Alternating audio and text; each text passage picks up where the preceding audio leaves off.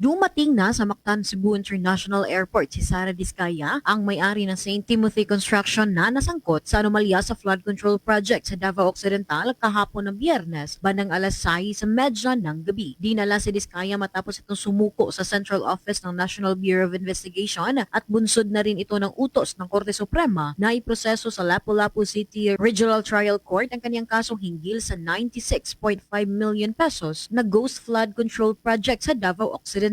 Puhan ng NBI Central Visayas sa pangunguna ni Regional Director Attorney Renan Oliva at agad siyang dinala sa Lapu-Lapu Hall of Justice upang iayos ang kasong graft sa Regional Trial Court Branch 27. Ayon kay Regional Director Oliva, inilipat si Diskaya at ang 8 pang iba na opisyal ng DPWH Davao Occidental dahil sa kautusan ng Korte Suprema at ito rin ang isa sa 27 korte na may hawak ng mga special graft cases na malapit sa Region 11. Dagdag pa rito, isa sa ilalim muna sa medical examination si Diskaya at ang 8 pang opisyal bago i-turn over sa Bureau of Jail Management and Penology kung PJMP upang ikulong sa Lapu-Lapu City Jail. Binigyang diin ni Oliva na walang ibibigay na special treatment kay Diskaya at sa iba pang mga opisyal at idinagdag niya na hamon para sa mga tanggapan ng NBI Central Visayas na panatilihing ligtas ang mga akusado. Tiniyak din ng opisyal na magiging ligtas ang kalagayan ng mga akusado sa loob ng pasilidad ng Lapu-Lapu City Jail.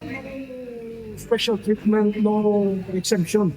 Same boat, same case, same boat, same facility.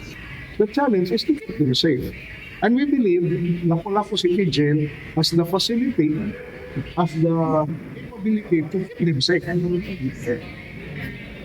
Mula rito sa lungsod at lalawigan ng Cebu, this is Bombo Irene Ardiente and this is Bombo Radio Philippines, the #1 and most trusted source of news and information. Basta Radio. Bombo!